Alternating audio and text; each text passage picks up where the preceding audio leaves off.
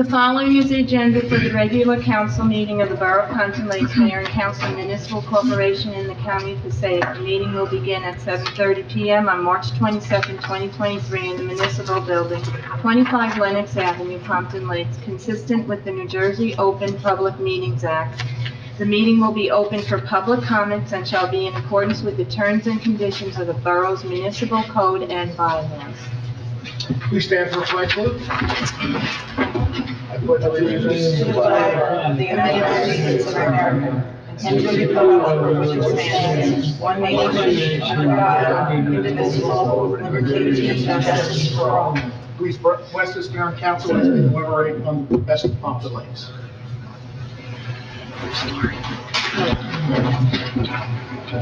In conformance with the Open Public Meeting Law, Public Law 1975, Chapter 231, adequate notice of this meeting setting forth the time, date, place, and purpose of this regular meeting through notice posted on the bulletin board at the municipal building, mailed to all who requested and paid for same, and published in the Suburban Trends. Roll call, please. Mayor Sarah. Here. Council President Polidori. Here. Councilman Bay. Here. Councilman Cruz. Here. Councilman Devine. Here. Councilwoman Kent. Here. Councilman Benning. Here. With us this evening is our Borough Attorney, Mark Samarero, and our Borough Administrator, Paul Mazzarelli. Okay, thank you. I don't have a presentation, but we do have a little bit of a special presentation. Do you want to open? Okay. All right, let me, you wait. Okay. Everything I just said. Can I have a motion to open the meeting for public comments? So moved. Second. Council President Polidori, Councilman Cruz, all in favor? Aye. Against? Anyone from the public would like to address? Please step up. Yes. Sure. You want me to pass them out? Yes. Okay. There's only three though. You want to share? So my name's Kathy Shortway, and I live on Pine Street in Compton Lakes. And I'm here just to address the garbage that constantly litters Wanacue Avenue. And I grew up in this town, I graduated from the high school, my kids graduated from the high school, and I remember the town differently. So I have a problem with seeing, the garbage, and I just feel like, we have a beautiful town, we have a beautiful high school, a beautiful library, and then we have this constant garbage through town, and the town is overall, to me, just the downtown area, Wanacue Avenue. I'm not talking about the town. Wanacue Avenue, it's shabby looking. The sidewalks are filthy. In the springtime, the grass is overgrown, which you'll see in my pictures. We have parking meters that are bent over. We have light posts that need to be painted. It just needs to be cleaned. It's not clean. And I think the final blow for me was when I went through Wanacue Avenue one morning going to work, and there was a toilet on the side of Wanacue Avenue. And a couple days ago, there was a couch.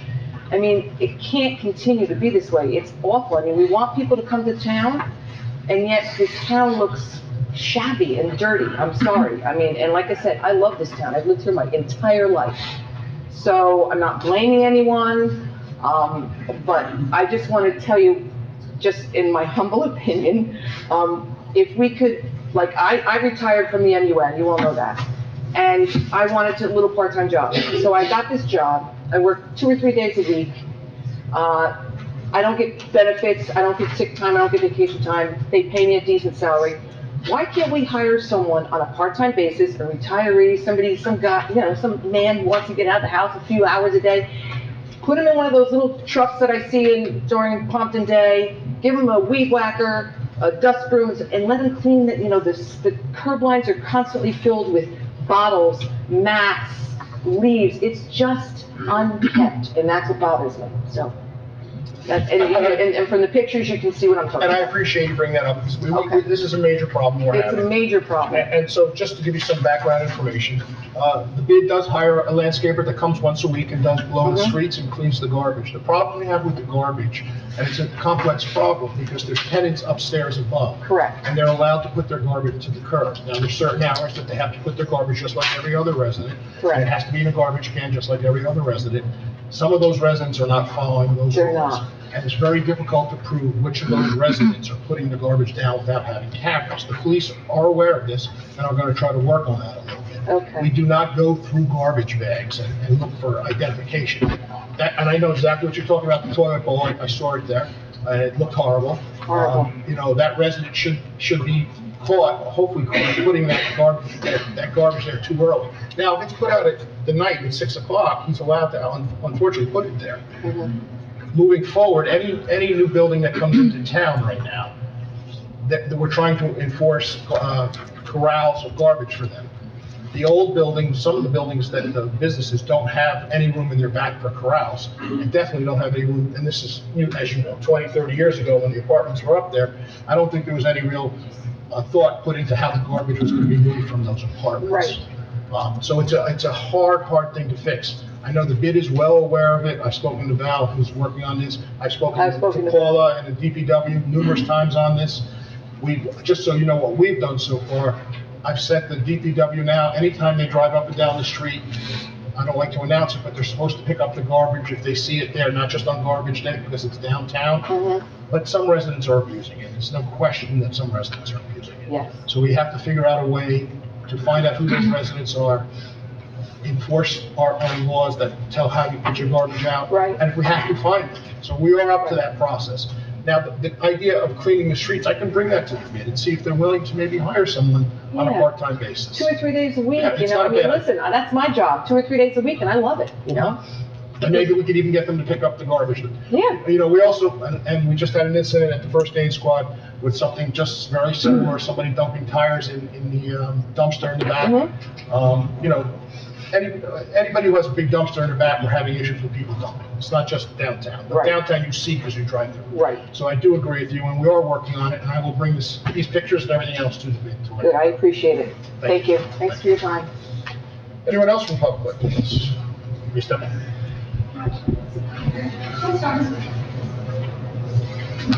Hi, I'm Carol Knox. I just moved to Pompton Lakes about a year ago. I grew up in Pompton, and I moved to Riverdale. So I'd have to say, Back to you can hear Pompton, one. I just have a question. The house I'm in, it's on Riverdale Road. Okay, when you come over the bridge, you got Beach Street, those group of houses, it's pitch dark. Why aren't there streetlights? They're there, but they're not on. My house, I have Is there a street, sensor I don't know, tape. is there a street light there? Yeah, I have sensor lights and my neighbor does, and he said the same thing. We light up our driveways. But coming down there, it's pitch dark and there's deer constantly. When I tell you, cars go flying. I lived on Newark Pompton, Riverdale Road is worse. Cars come flying down there and it's dark. Is there any way to get these No, if lights there's a back street on? light there, we can definitely call Jersey Central and have them, what I'll do is I'll send our police department out to check the pole number, and if they see that light is not on, then they'll contact Jersey Central and see if we can work to get it back on. Yeah, and the only time you really get light is you can get them from Hirschfield Park when there's football games. You That's can what see them back the there police- on, but it's like scary dark. I go and put the garbage out. I'm glad there's a light there, so I think that's a good start. So if there's a light there, we can probably do Yeah. some work to get it on. Yeah, I Putting a new light in from the county is sometimes difficult. But Okay. if there's a light there, we can maybe get it I going. will tell you this, the police department does collect and report those lights. And this is on, Sometimes it takes a little bit of doing for Jersey Central Yeah. to get there. Okay, I don't care when I get there. Like I said, I do have the sensor lights because it was my daughter's house and I wanted lights on it. And my neighbors have the lights too. So we are lit up as far as driveways. But once you back out, you pull in, it's pitch dark. and this light that you're talking about is on Riverview? Is it on Riverview or is it on side streets? It's Riverdale Road. On right? Riverdale, I'm sorry, Riverdale. Yeah. Paula, could we just send it out to? Okay. Good, thank you. Okay, thanks. Anyone else from public like to address? Please step up.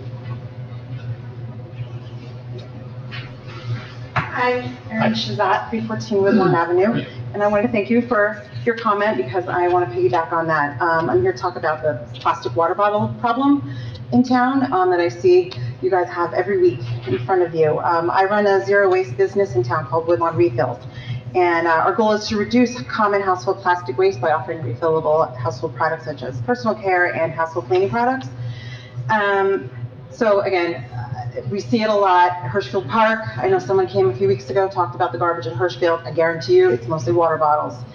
I know that Greenview Park in Pequannock has a beautiful refill station for their public places so that people can bring their own. You know, we should just be discouraging the cases upon cases of water bottles supplied at borough events. I was a vendor at Pompton Day. I was handed a plastic bag with a plastic water bottle in it, times how many vendors? Absurd. Vendors bring your own water. I do these all the time. Other things like the River Cleanup Post Picnic, they have water bottles. The VFW Teen Nights have water bottles. You know, I am a member of the South End Trails Committee. We just cleaned out the trails this past weekend. Guess we're pulling out water bottles upon water bottles. You know, we ask our residents to take the pledge to keep our rivers free of trash, and then we're handing out water bottles. So, you know, I know there was a plan, there was talk about maybe like a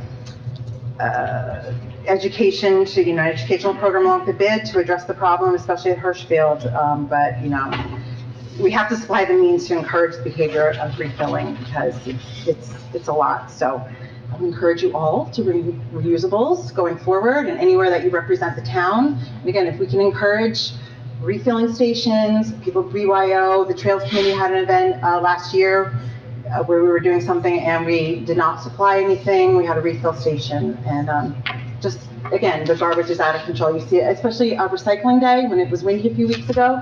It's all over the place. I just learned that there is an ordinance that we have to have lids on recycling bins, and it's not happening, so. Thank you, and I agree with you, actually. I mean, Maria, maybe we can start looking at that from the environmental side of it. Actually, can we add to that? Sure. In the last two parks that Councilwoman Ken and I worked on redoing, you may have noticed Hirschfield and Lakeside Park, we installed new water fountains that have refilling stations for the purpose of trying to encourage the kids to bring their own refillable water bottles.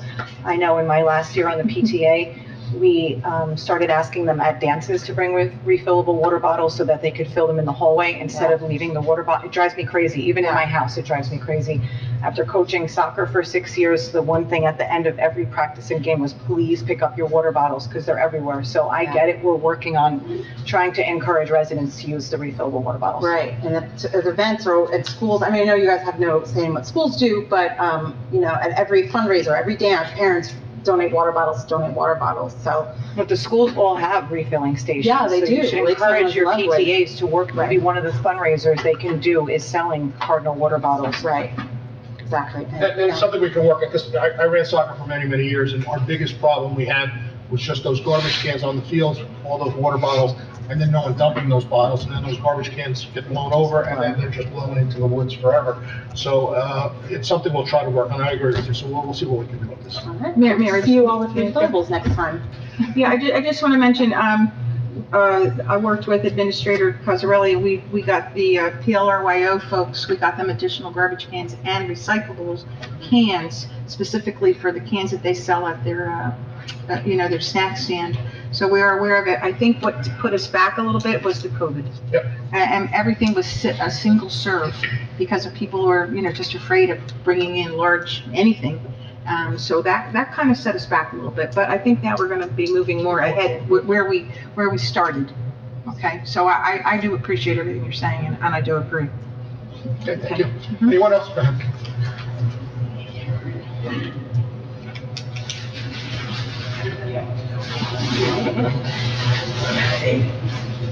Lauren Bennon, 4 Sunset Road. Here tonight on behalf of the Flood Advisory Board. We're all here, or most of us, all but 2 of us. So we're here tonight to say a little thank you. And before we get to that, just to give a little background information, I know everyone on the dais is familiar with the CRS program. I don't know if everyone in the public is. So CRS is a federal-run program. It's run through FEMA. Community Rating System is what it stands for. And it's a program FEMA runs to help encourage communities to be disaster ready, to have better emergency management, better emergency preparedness. And that's something Pompton Lakes does really well on doing the actions and being ready and doing the flood mitigation, having the right equipment for fire and police, and taking all of those actions. But the CRS program requires massive amounts of documentation of what the community is doing. And it's a lot of paperwork, a lot of forms, a lot of information tracking. And it's a federal government program, so it's a lot of very meticulous. Form A must be exactly the way it needs to be if you want it to be accepted. It's a complicated kind of program. The borough has done wonderfully at it, and participating in this program yields significant percentage of cost reduction in insurance premiums to flood insurance policyholders in the borough. So it has a really big financial benefit to floodplain residents specifically, and it's one of the few ways that the borough can really make a difference in what floodplain residents pay in insurance. So it's an important program. It's not something that gets talked about a whole lot. It gets mentioned when we're up for an audit, when we're up for a review. Every year, all of this documentation has to be compiled and sent in. And our borough clerk and her teammate have been doing this as our CRS coordinators for many years. For many of those years, they've had the support of a hired professional. And there's a lot of reliance there, and unfortunately that hired professional is not performing that service anymore. So this past year, Ms. Brandness and Kathy Trost had to handle this without that level of outside support. And we're level 5. We're one of the best rated communities in the Northeast. We were the first community to reach that rating that is not a Title, a shore coastal community east of Mississippi. That's a really big deal. So to be able to get all that documentation together, to do it without the help of the outside professional, that was a really big deal. And it's very much appreciated. Flood Advisory Board has a really small part of that. We provide some documentation. We do a little bit. Our OEM coordinator is also not always acknowledging what we do, but we know that the bulk of the work for this program is really coming from Liz and Kathy. So I know Liz has a function that has involved here to be typing, but if you can come over here for just a minute, we're going to let you get up for a second.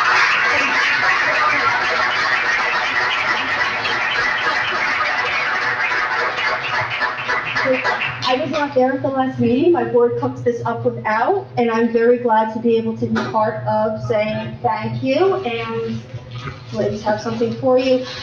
The borough would not have what we have if you had not picked up the program. You could have said, we don't have the support of the outside professional. We're not going to be able to make the submission this year. You didn't do that. You said, no, we're going to do this. This is important, so we're going to do it. And that attitude is what I think we all love about Pompton. And we really, truly appreciate what you do for all of us. So thank you. Thank you.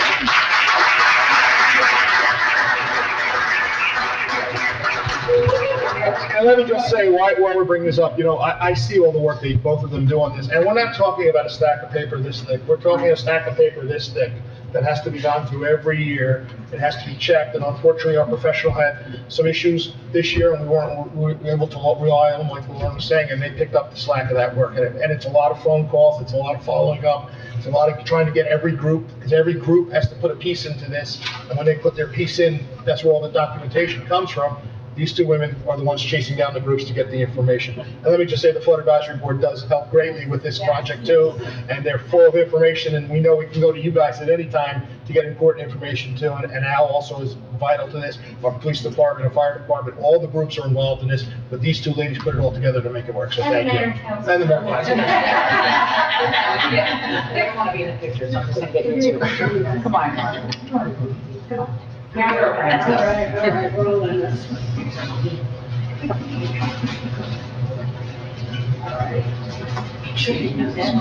You're going to go for I will mention that. Okay. All right, here we go.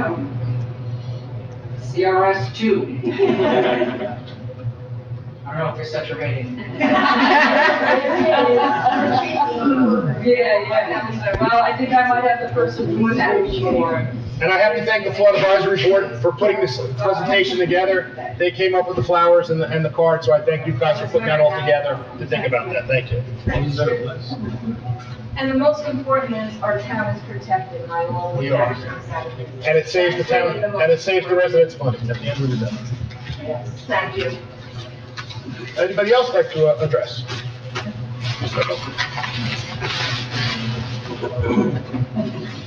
Hey, how's it going?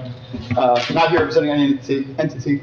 Mike Fostelos, 107 Hershford Street, Compton Lakes. You may know about it already, but missing a street sign on Ringwood Ave and Stiles Court. And we're also missing the same street sign on, I'm looking at my phone because Stiles Court is I don't know if you guys ever saw, there's like street signs all over the place where there's not even corners.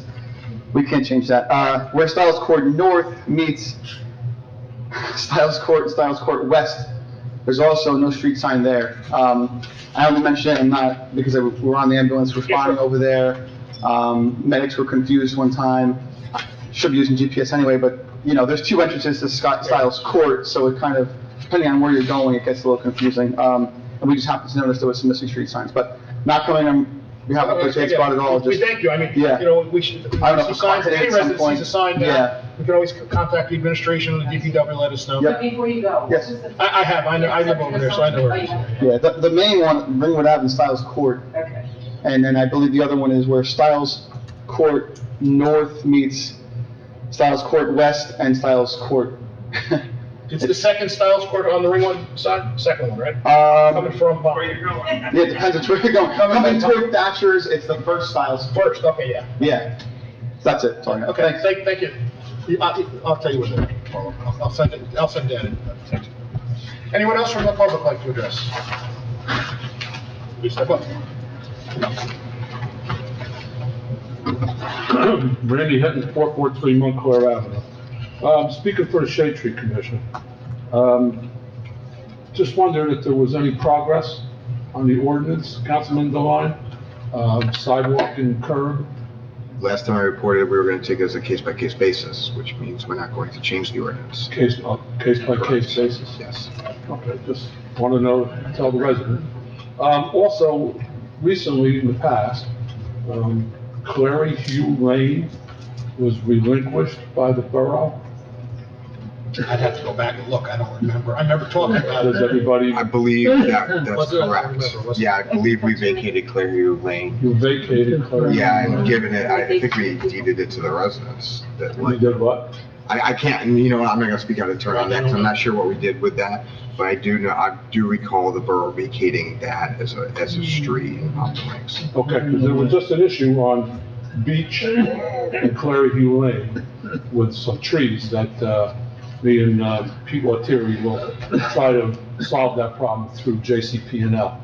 But talking to the resident there, they said that the town vacated Clary Hugh Lane, and they got a letter from the borough stating that fact. But that's as far as it went. Now, they don't know, now they own part of that property? Or was it just vacated I'm and gonna the ask the borough administrator to still go back owns? in history and look it up. Yeah, this matter came up, actually, Liz got who checked out the tree and I asked DPW and Shade Tree to go look, just to see where the tree was, and I got a picture of it, and I said, well, this is a dirt path. And they said, well, this is the road. So yes, I will investigate it. I thought it was a little odd. It's a paper road, it's always been a paper road. Yeah. If Councilman Deline is correct, we did discuss it, I just don't remember what was discussed at that moment. It might have gone back to the residents, I don't know, but it is a paper road. And if it is our road, given back to them, that's gonna be a tough question for Shade Tree now. Are they now responsible for the trees that were there? I believe the front, residents, they split their land. Okay, I'll look at the history, some ordinances, and there's gotta be, if the road was vacated, an ordinance happened. Yeah, there was an ordinance. Let me ask you this, is the tree that's a problem in this vacated area? Two separate issues. The tree that's a problem is on Clary Hugh Lane, but it's still part of the borough.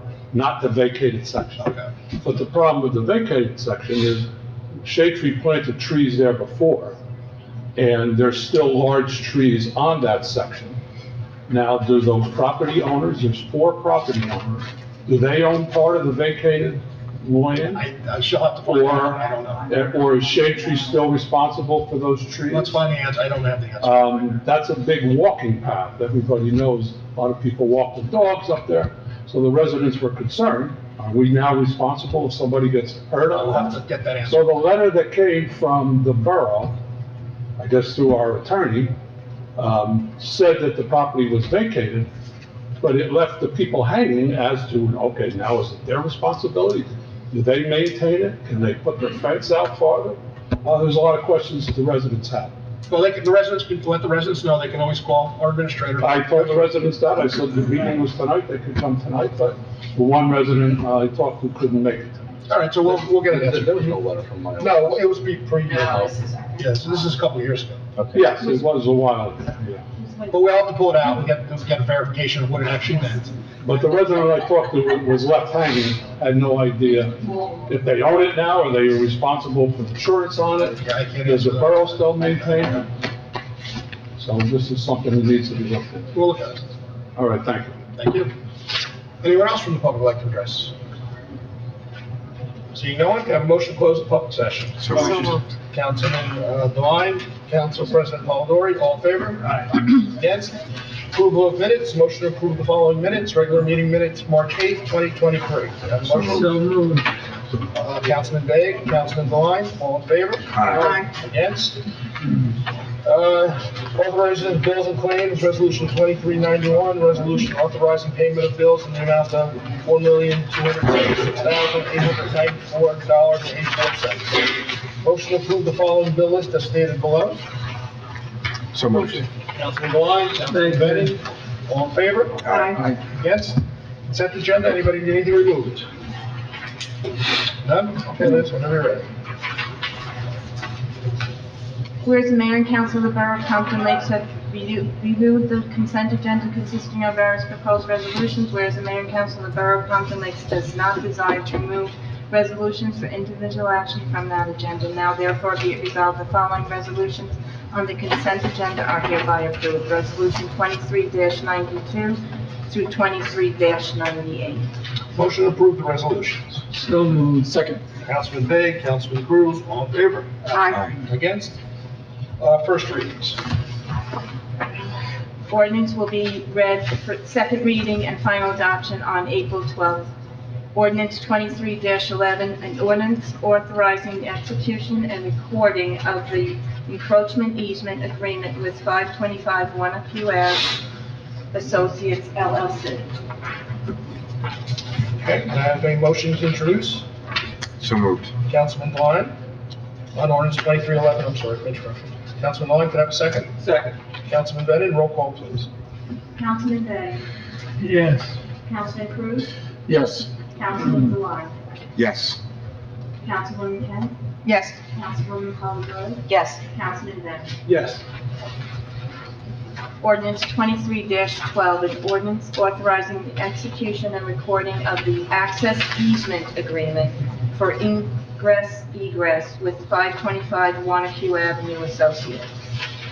Motion to approve ordinance number 2312 for introduction. So moved. Second. Councilman Bay, Councilman Cruz, roll call, please. Councilman Bennett, Yes. Councilman Cruz, Yes. Councilman Deline, Yes. Councilwoman Kent, Yes. Councilwoman Polidori, Yes. Councilman Bennett. Yes.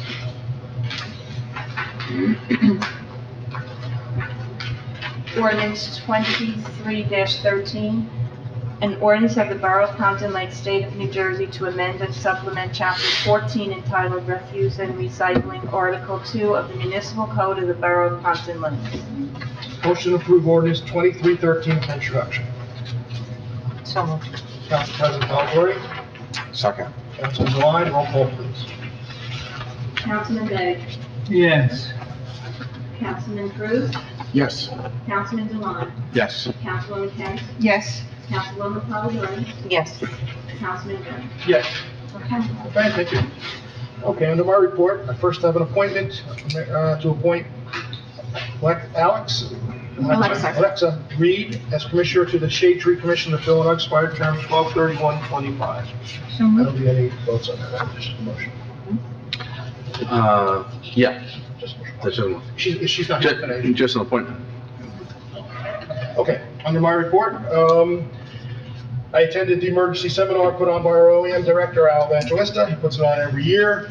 It's a great presentation, especially for new people in town who understand that you plan for emergency before emergency happens. Unfortunately, we live in a town that sometimes has some flooding in some situations, and if you're prepared for that, you're ready to go. If you're not prepared, things can get bad for you very quickly. So he does a great presentation, explaining what the do's and don'ts and how to do things. I think it's up on Channel 77, that correct, Liz? And the So website. And the website, you can go catch it, it's about an hour, and there's a lot of great information there, and I thank Al for always putting that on for us. I attended a couple weddings this last couple weeks, and a couple meetings with the county, in reference to a project that they're gonna build, and to a park that we have.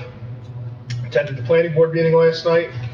I attended the recreation meeting for Pompton Day. Got there a little late, but got to Pompton Day. Believe it or not, we're talking about Pompton Day already. If anybody's interested in helping out in Pompton Day, please reach out to Councilwoman Kent or myself, or if you're interested in being a vendor there, reach out. They do have the paperwork out. We are putting together, probably in the next week or two, for summer camp. I think Councilwoman Kent will probably talk about this, about summer camp. So if you're interested in getting your kids into summer camp and signing up, start to look for that information. Through a lot of discussion and talk, we look like we might be trying to add another pickleball court down to the tennis courts for use.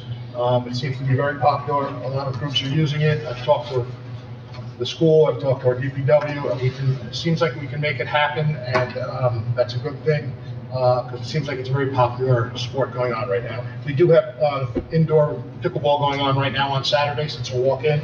It's at Lincoln School. I'm not sure of the times. You're sure? Maria, do you know the times?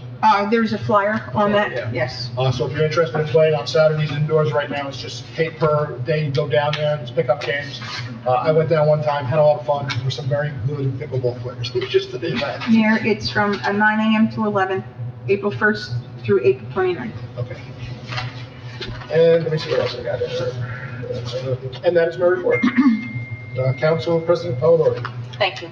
First, I want to thank the Flood Advisory Board for all of their hard work, and Kathy and Liz for their support. Well-deserved honor tonight. I attended the Pompton Lakes Education Foundation fundraising event on Saturday. It was a packed room. I think they did very well. So I thank that committee for all of their hard work and the support that they offer to our teachers and classrooms throughout the year. I want to ask Paula real quick if we can revisit the conversation we had with Dan as far as scheduling some time to get the parents and students in school out for the sculpture. I know you wanted to coordinate with the county. Yes. So that might take some time to do, but I want to get everyone down there before the kids are out. So hopefully like the third week of May, Dan said that they would probably be done with the landscaping around the third week of May. So if the county folks want to come out for that. And then I'll work around you, depending on their availability. I'll try and coordinate with the schools after that.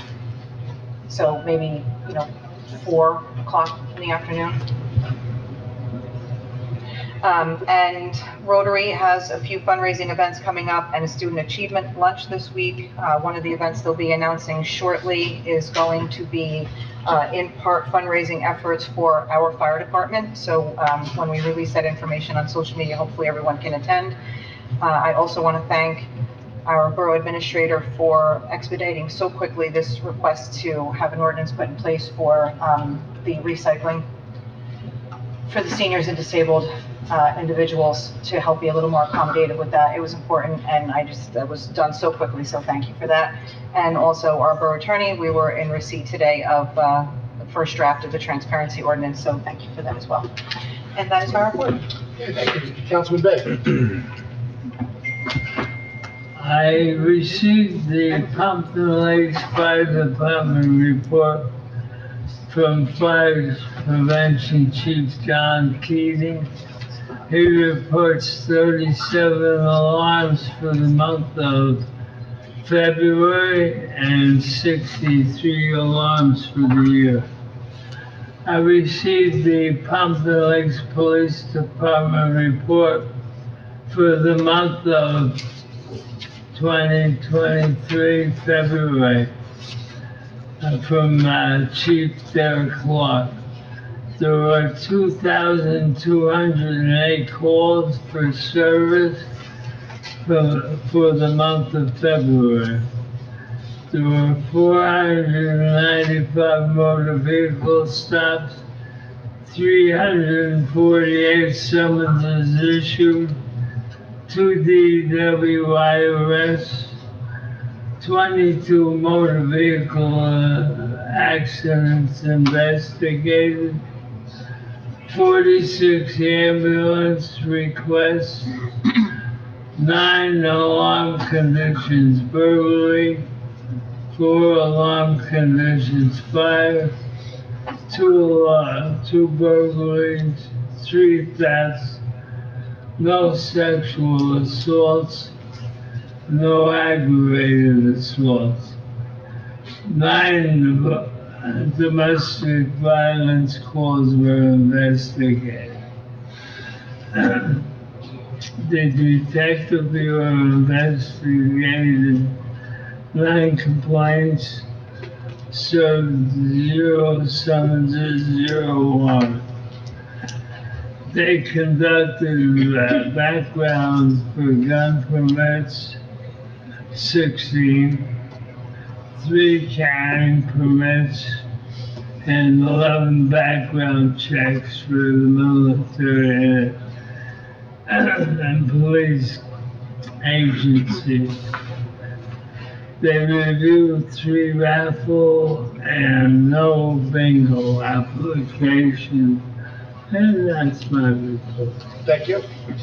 Councilman Cruz. Thank you, Mayor. The following updates are going to be from the March 7th and the March 14th meeting, Board of Education meeting. The Pompton Lakes High School Related Arts Department conducted its annual Fine Arts Night on February 23rd. The event showcased the students' talents. I don't know if anybody in the public has ever had a chance to try Chef Foley's cookies. They're amazing, as well as a number of dishes that he puts out there. He's a very great chef. Thank you once again to Chef Foley, the faculty and staff for their work in making the event possible. Lennox School held its first annual 4th grade business expo on February 24th. Students created a product with a business plan and pitched their idea to fellow students, teachers, and parents, caregivers. Congratulations to the students and thank you to Mr. Oliver and Ms. Artisan for their direction and guidance. The district held its first Title I K-5 Literacy Night on March 2nd. During the event, parents, caregivers had an opportunity to attend 2 literacy workshops. Thank you to Dr. Tanis, Ms. Thomas, and the teachers that coordinated the event. Mrs. Siopa, Board President, read her committee report. She provided the board with an update on the work of the newly formed Student Safety Committee. Mrs. Siopa discussed the areas of student safety that the committee reviewed. So these are areas covering current communication systems, building access, physical security of school facilities, emergency procedures and protocols, and preventative measures in student services. The committee solicited the input of experts, the Communication System Solutions Company, and the district's architects. Findings were presented during a committee meeting held on March 6th. Next steps include working with the district architect on the budget and reaching out to the board's bond council for an evaluation of district's current debt and how a referendum might be structured to accomplish the student safety goals in the most effective manner. There are many changes going on with the school districts right now. One thing I want to highlight I was very happy to hear, going into the 23-2024 school year, there will be paid officers in all the schools. Okay, and that was fantastic news. We have Board Trustee Mike Fasolaro. I want to thank you and the board for getting the work done, and there's still a lot more going on, and they're evaluating all the systems that we currently have in place, from security cameras, our communication from the schools to the police department. Hopefully within the next few weeks, months, we'll get further updates on what's going to be accomplished to be done. Lastly, for the update, they did vote on and approve the tentative budget on the March 14th meeting. The budget total was $43,445,032. The local tax levy was $26,075,432. That yielded a 1.9% tax levy, which is about $120 per household. And I believe, I got one more item for you. So this is really good. Again, Governor Murphy set aside $350 million for the school districts to use on approved projects. These include curb. I'm sorry, let me apologize to that. Yes, it was $350 million to New Jersey Schools Development Authority to provide funding for grant projects in the regular operating districts. These are ROD grants. So the district submitted the following capital projects for approval. So curbing and walkway replacement at Lakeside School, exterior masonry repairs at Lenox School, HVAC unit replacement for rooms 310 to 312 at Lenox School, HVAC unit installation for faculty room at Lincoln School, walkway replacement at Lincoln School, HVAC unit replacement for room 101 and guidance suite at the Pompton Lakes High School, exterior stair and pavement pointing and repairs at the auditorium, gym, and senior entrance at Pompton Lakes High School. If this gets approved, this is great. As you can see, there's a lot of capital projects to that. If not, the funding would have to be coming either directly out of capital expense account for the district or find some other source of funding for those projects. So hopefully those all get approved. Those are all things that are needed for the school district, and that'll do it for my report, Mayor. And those are all good things. You know, we have a great school system here, you know, and a great school board that runs that, and they do, hearing all these nice projects is good to hear. Absolutely. And just this fine arts program, if you've never been to the fine arts program, it's one of the best programs they offer there. You get some gourmet food, you get to see some great art. It's just a fun night. It's just a really nice night there. Councilman Dwight. Thank you, Mayor. This past weekend, Trails Maintenance had their first spring trails cleanup.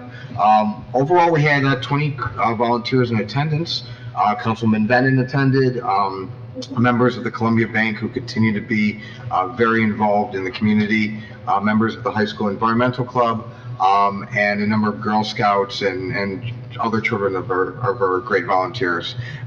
We cleaned trash in the trails area, and along the trails area, and then a group of us also discussed hosting the National Trails Day event that will be held on Sunday, June 4th. We did that for a number of years when the trails first opened, so we're looking to pick it back up again, and we just had some preliminary discussions on what kind of service project we're looking to do. So I'll be reaching out to the administrator and other parties to discuss that project. This past Monday, attended the MUA meeting. This was the first meeting where the MUA introduced their 2023 budget. There is not going to be a rate increase for 2023. Overall, in terms of work completed, there were 15 water and sewer markouts, including one emergency markout. And they discussed the Capodagley project. They're expecting, permit applications for building permits are expected to the building department in short order. Once those permits are issued, it actually triggers a payment to the MUA, allowing them to complete improvements on Northern Pump House that will provide the sufficient capacity to service that development and a number of other potential developments, at least planning ahead for the future. Also, following that, I attended the Library Board of Trustees.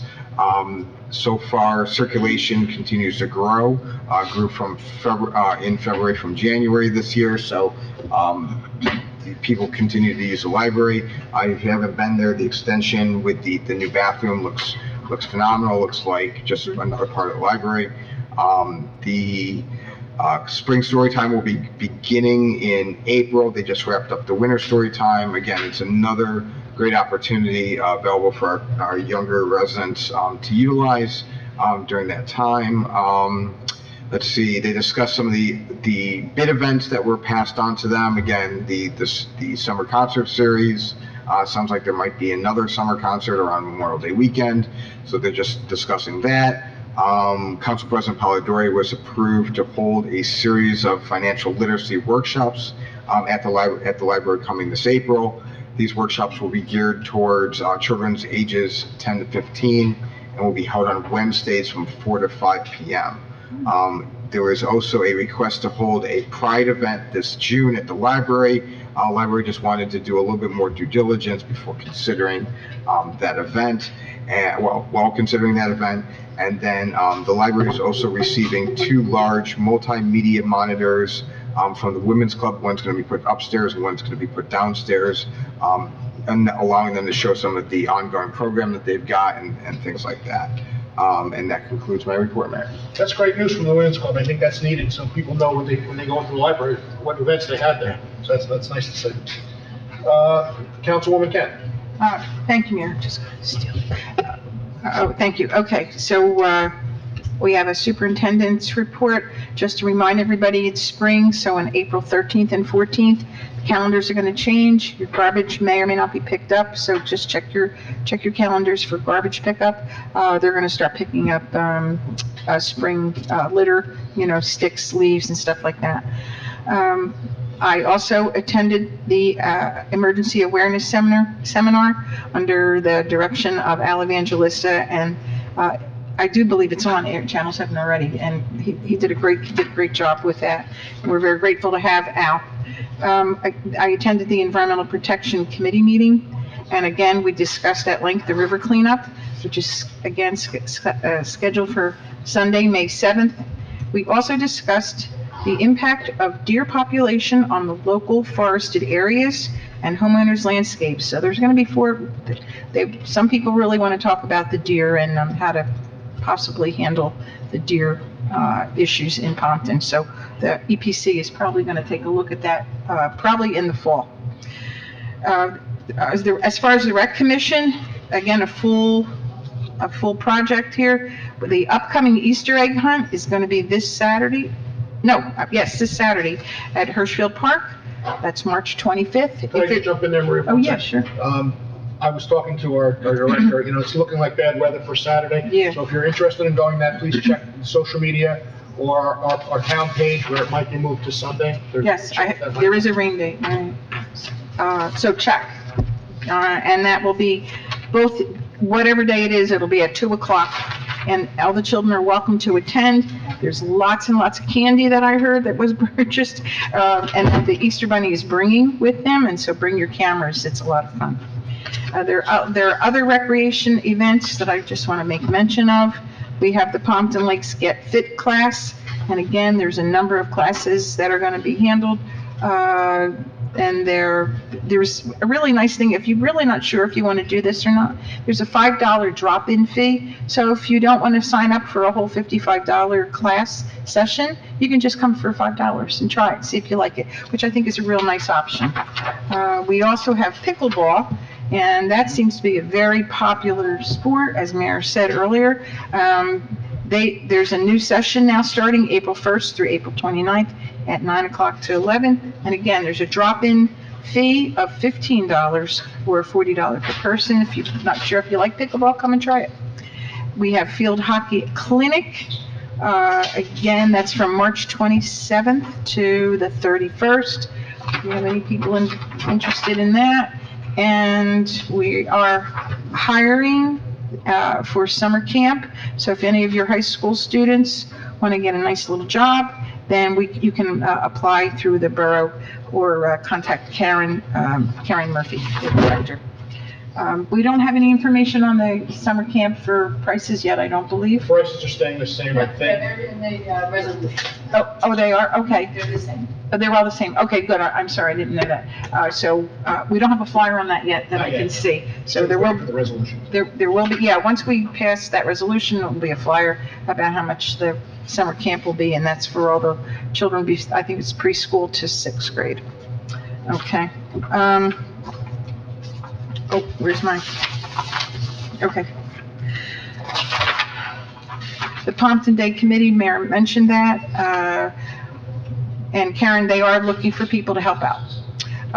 The Channel 77 is still running 5 times a day. It seems to be working really, really well. The last council meeting just went on, and there are some new posts on there, so if you're not sure what's going on in town, take a look at Channel 77.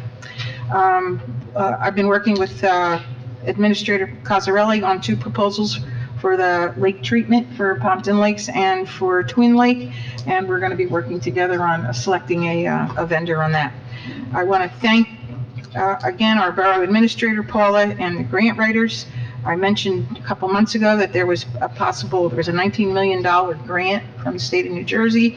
And with her help and with the Millennium Strategies group that we work with for grant writing, we are in the pipeline to receive the maximum amount of $25,000 for our stormwater, which is a huge amount of money. And I thank you very much for working with them diligently to get that thing through. So that should be coming along. We had a resident here bring up some pictures, Mayor. I did receive them when that all happened, and I immediately contacted you and Dan from the DPW, and he did send people out there to pick up that garbage. And the next morning, after they picked up the garbage, more garbage went out. So, and this is not, like you said, a new problem. I'm not sure why there aren't dumpsters in the backyards of They these. can't fit, some places don't have any room for dumpsters. Well, we can't put it on the street like that. Look, I mean, it's just, For residents, that's what they do. well, I agree, and it's been an issue, so we do have to address I that agree. with the bid. And I want to thank personally, all the work that Kathy Trost and Liz do on the CRS project. I mean, I've been on that project for, I don't know, 12 years or something. And the fact that you didn't have your professional this year and came through that audit with flying colors, and they didn't find one mistake or problem or deficiency is amazing. And I want to thank you very much for that. And the flowers are beautiful, and Katie Cole wanted to make sure they were not paid for by tax dollars. They were all that money, and they also received another little donation. It was all through the members of the FAB. That was very nice. Strictly, Thank you. okay, yeah, very good. Street signs, there is a list of signs that we need to buy. There's quite a few down in the south end streets that do not have signs. Then send that to Yes. all of them. Yeah, Dan should, yeah, he has that. Yeah, I've been sending them a bunch too. Yeah, and some of the signs are kind of crooked, and that's probably from years of just being flooded. So we have to address that at some point. I don't know about this year, but the ones that are missing, they have to have. I agree with that. But he does have that list.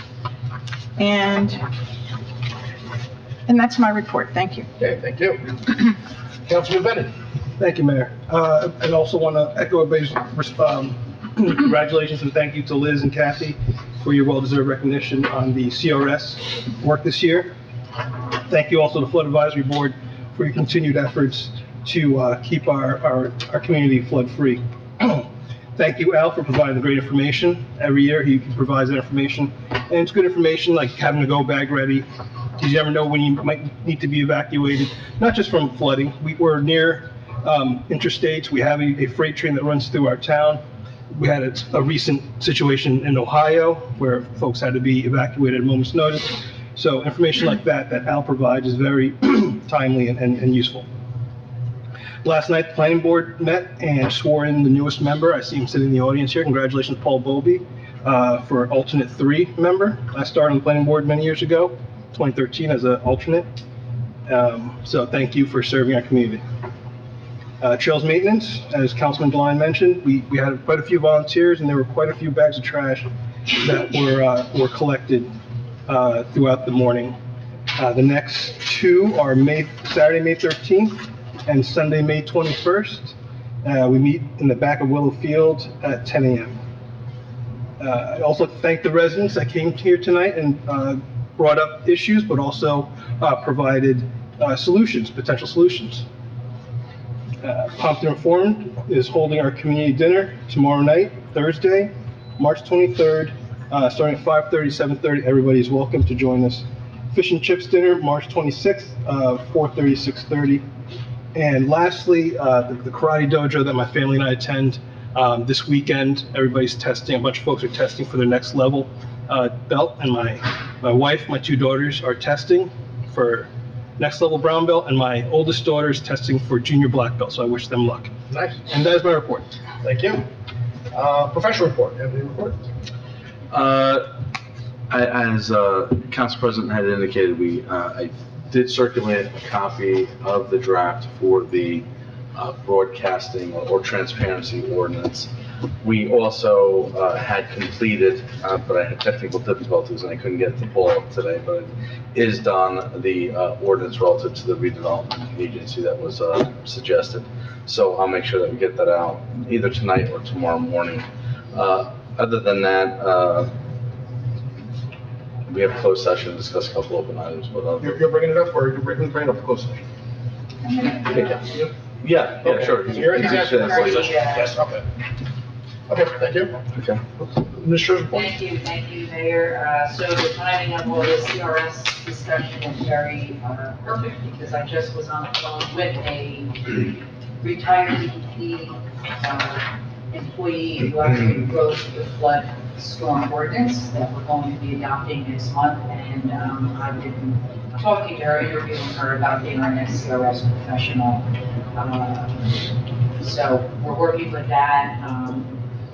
The other thing is I just want to echo off of Maria, Councilwoman Kent.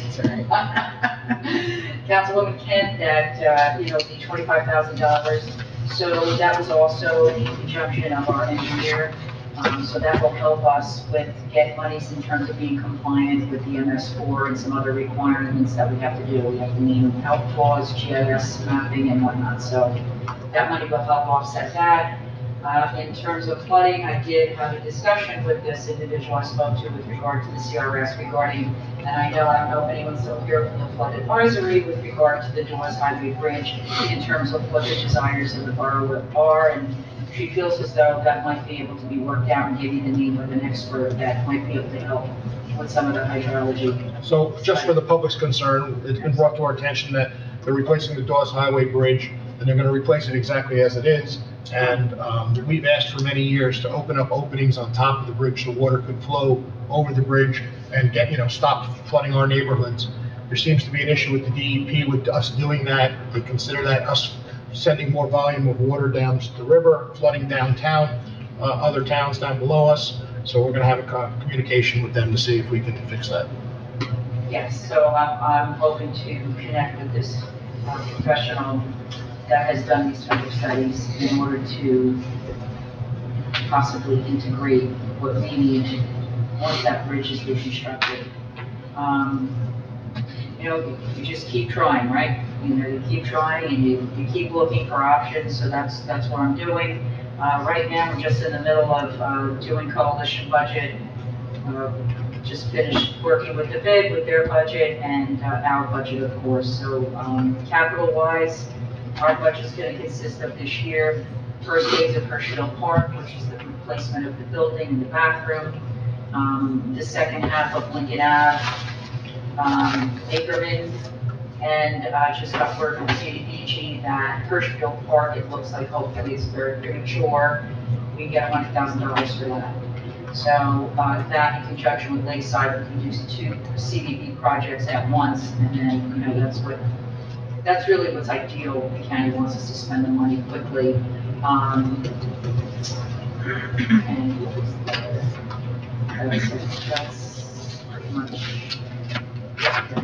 Okay, any questions for the administration? Good. I'm not sure, maybe this is premature, but we've received a resolution regarding the bid budget, and then we received a budget, and the numbers don't match, the totals. So that I believe that was pulled from the. Yeah, it was. Okay, so. Yeah, so no, we're not gonna voting on a bid budget tonight. Okay.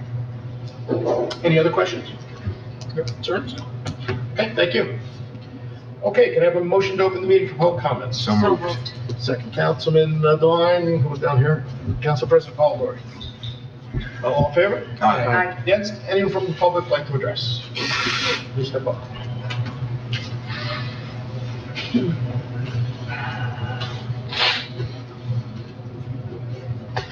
Hi, Helene Zablocki, 6 Butler Street. You mentioned, Councilman DeLine, needing to do due diligence Yes. regarding that request, and since I made the request, Can I answer any questions for you? It's really up to the Board of Trustees. Like other requests, they want to see what the material being presented is, things like that. They just want to be able, they were definitely going to follow up with you on that request.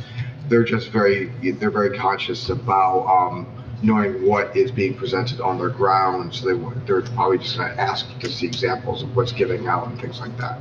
Well, the note that I got, and I think you were copied on it from the, Yes, I the saw board that. president, was that you were going to consult with the borough attorney about it. It didn't say anything about asking us. That's a separate thing. So Okay. we're having discussions with the borough attorney about the event. The Board of Trustees, as far as the event itself goes, they have some follow-up questions. So for the use of the lawn for, say, the pumpkin and scarecrow event, you have to do due diligence? And that goes through Again, all this is the the Board of Trustees.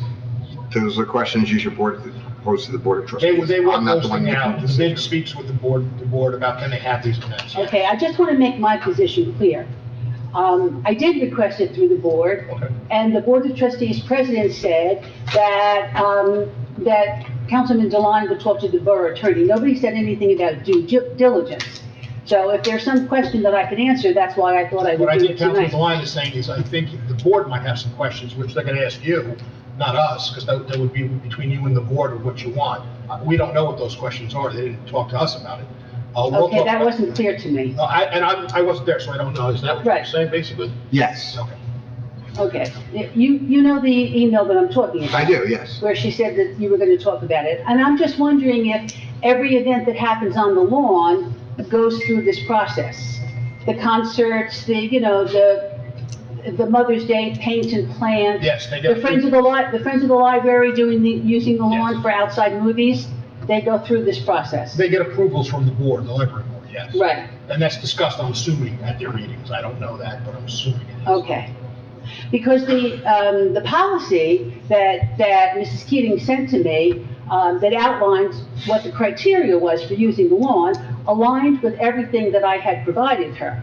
So I'm just wondering why there's a question now, but I guess I'll get my answer at some point. Again, better pose to them on the Okay. board, that's all. Thank you. Yep. Thank you.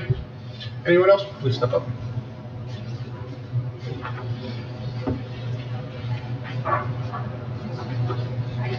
Lauren Bennett for Sunset Road.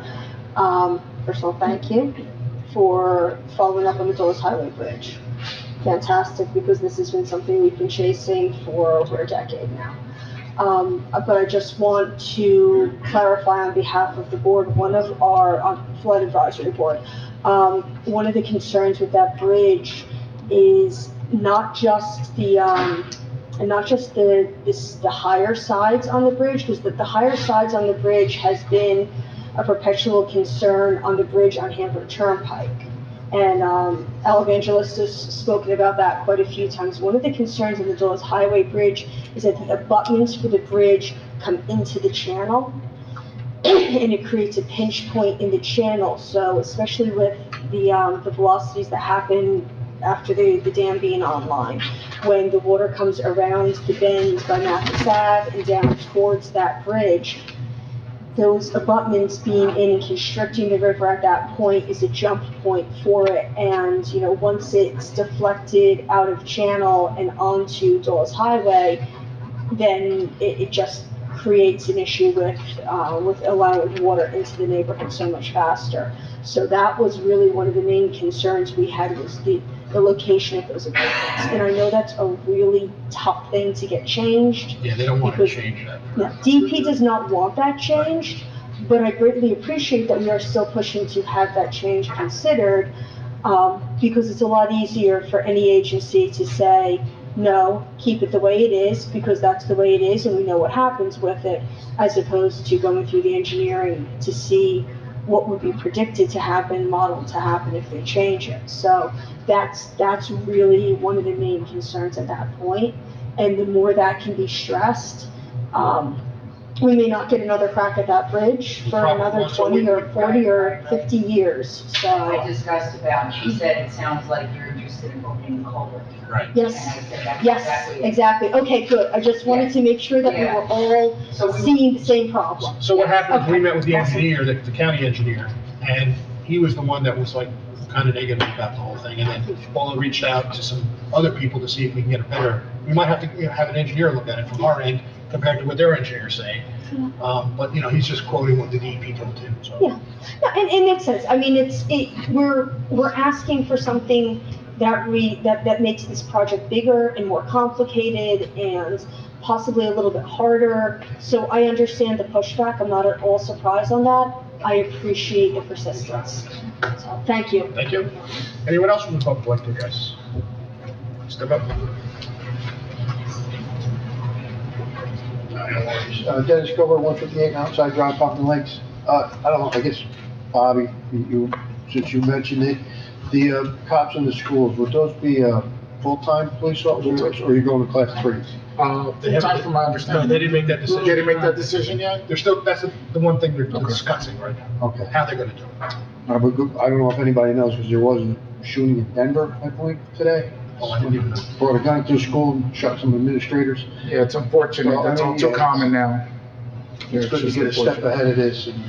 Well, it's a big move. Even when I was on the Board of Ed, it was something that was, time and time again. It's something with funding, really, to be honest with you. It was a matter because, normally we have the resource officer, and, the resource officer would go from school to school. They never stayed at one permanent school during that time. So this is a huge move for the school district to do this. And the fact that we're going to have an officer in each of the schools just speak volumes. But it's not only that. I mean, it's an overhaul on everything that the school right now uses today to work and partner with the police department, the fire department, all the communication channels, security cameras, it's everything. And they hired a company right now to do that assessment.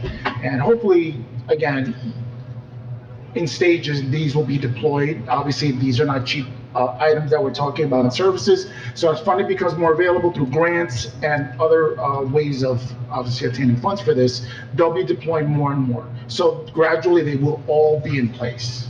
So I think they told me from the last Board of Ed meeting somewhere around May, I should be able to give a report on what else is coming that's already been signed off, funding has been set aside, this is what we're gonna do.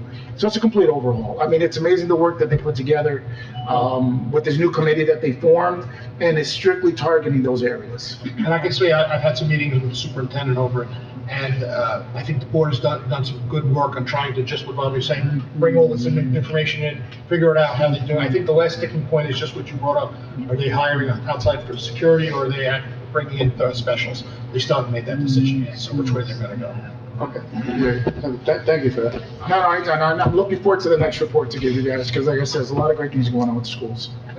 Thank you. Anyone else like from the public like to address?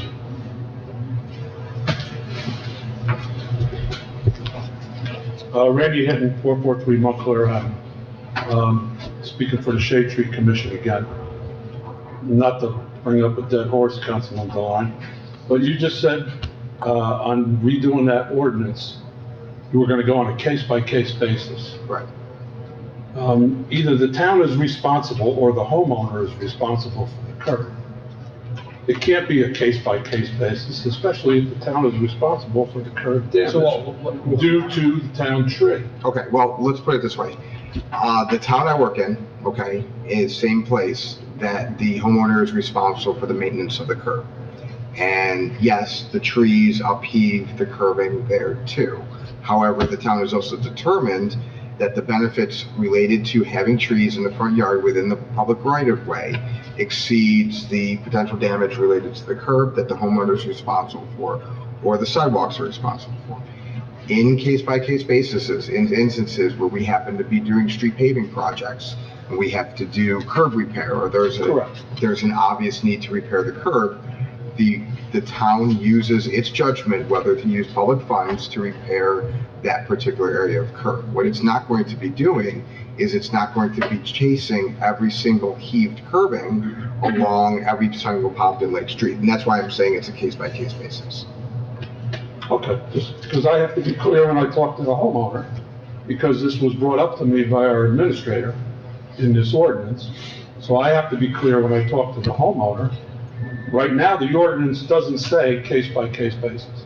The No, ordinance it says it's on the But we ordinance. can change how. The ordinance states clearly. Right. It's the homeowner's responsibility. It does, and it is. But again, on a case-by-case basis, where there's an opportunity to do something, and there's, something going on, the borough can use its discretion to use paving dollars or whatever else, DOT money, to do those curbing repairs. But again, it's not gonna look at every single tree that's causing that curb to heave and do it that way. And let me just say, the ordinance committee did meet on this, and we discussed it. It wasn't just a fly-by-night decision. We talked to our engineers, we talked to the administration, how we wanted to handle this. And we felt that obviously, if we're working on a road and we see a curb is being pulled up by one of our trees, and then we're replacing the road anyway, it's a case by case. We'll take a look at that and see, is that something we can fix right now? We're there. Okay. But going to someone's home just because the curb is up, probably not. It's a case by case. Okay. I mean, I want to work with you guys on this. I mean, if it would be helpful for you or the administrator, I'm out there all the time, and if I see where trees are lifting the roadway, like on Manderville Ave, we have 2 trees that we're going to be taking down. The roots have actually come up into the roadbed. So, I mean, if you want me to bring that to the attention of an administrator, I can do that. I have no problem. Well, I think it's more, and that's fine. You can always send that to Dan, DPW, and have him take. Or to Paula. Or to Paula, either or both. But I think it's more on how we're looking at the roads that we'll be redoing. Right. Mandeville was just redone. Odds are, we're not going back to Mandeville to repave it. No, Manderville was not. And I'm just using it as an example. Right. So, we'll keep it in mind though as we move forward. That's right. I think they're put it pretty good in how we're gonna use it. Okay. Thank you. Also, I just want to reiterate, I think I did the last time, I'm going to do it again. Now is the time for everyone at home in their yards to look for spotted lanternfly egg cases. As the weather starts to warm, they're going to be hatching soon, probably within the next month and a half. So now's the time to scrape those egg cases off the trees and dispose of them in the garbage or wherever, flush them down the toilet, whatever you got to do. But once these spotted lanternflies hatch, it's going to be a mess. So I just want to reiterate that to the public, that now's the time to be out in your yards looking at your trees and scraping those egg cases off. Just last month, I attended the Flood Advisory Board meeting, and I just asked the question of how come, I gotta say it again, Flood Advisory Board does a hell of a job, and the mayor and council have done a hell of a job keeping our rivers clean, having DMK in there and doing the work. But is there an ability to have a hydrologist look at what DMK is doing and to keep an eye on things? Because I've seen areas that he's done work on, but he's made the areas look like a beach. He's taken the trees that were falling into the river. We also took the stumps out, and the root systems of the stumps help to hold the banks of the river.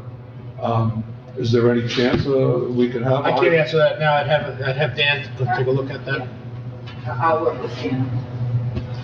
And with Flood Advisory Board for a hydrologist to maybe oversee what the DMK is doing? I'll see what areas that may be of concern.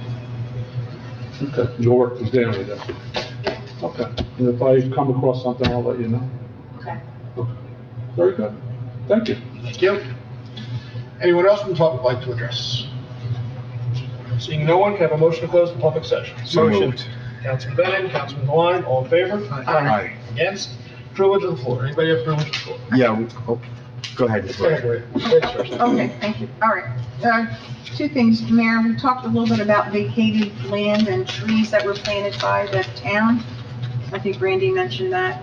In the past, the way it used to work, I don't know about the new ordinance, but if the town planted the tree, then the town was responsible for the tree maintenance. That's how it was. That's how it used to be. I don't know if that changed in the When you new say ordinance. tree maintenance, meaning if the curb's coming up? No, May I suggest something? Yeah, that's Yeah, not true. Yeah. We're going into closed session, and there were a couple things that were discussed here tonight that made me think that I'd like to have attorney-client communication regarding shade tree issues. So perhaps we could discuss that in Sure, closed session. oh, absolutely, okay.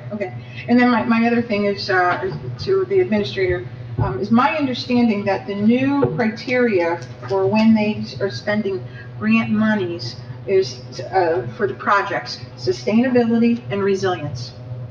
Those are two terms that I would ask that you respond back to the county, because by putting the same bridge back in a floodway, you're not sustainability, you're not coming up to that criteria, and you're certainly not talking about resilience, because it's going to get flooded anyway. So that may be something that you might just want to mention to them, because my understanding is they're not supposed to be spending money on anything other than projects that will meet that criteria, because it is going to be flooding more. Can't imagine putting that bridge back the way it makes no sense. So I just wanted to mention those two terms.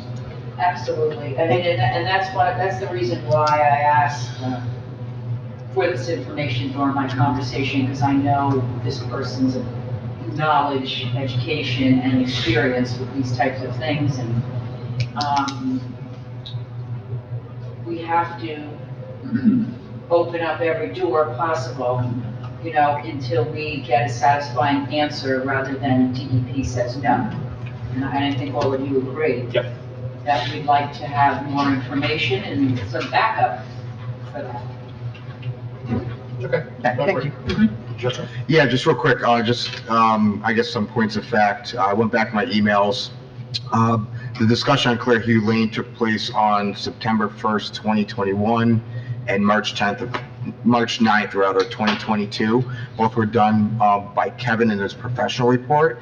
Sounds like the road might have been even vacated 10 years prior, so 2010, which... 10 years prior? 10 years from 2021, so maybe back in 2010, which actually kind of tracks back to my memory. In the one, I think the March 9th meeting, he said that the borough did not own that section of Clearview Lane anymore, so it might already be back to the residents, in which case those trees become theirs. But we might just want to review the audio, video, and see if there's any other correspondence. My emails only go back to 2017, so if there's any additional stuff related back to the original vacation, like 2010 or so, It might have I been don't that have long. it anymore. I remember. I appreciate you starting. 4 houses right there. Yeah. Yeah, I mean, the initial discussion could have been that long ago. You're right. Yeah, I believe so. Mayor, what, could you, I had a hard time, what is the name of the road? Could you spell it? It's Clearview, it's Clearview. Clearihiew. It's a paper road. Okay. Part of it is. It's a weird side. Yeah, that one component I was thought. Yeah, you had nothing to do with it. Okay, anybody else? No? Okay, motion to adjourn. Closed session. Second, I'm sorry, motion to go into closed session. Councilman Bennett, Councilman Cruz. This, just for point of clarity, this motion is to discuss, contract, negotiations, with, Passaic County. I would also like to discuss, Mr. Heimel, and attorney-client privilege communication regarding shade tree. Okay. Thank you, everyone. I'm gonna have to throw you out, though. Have a good night.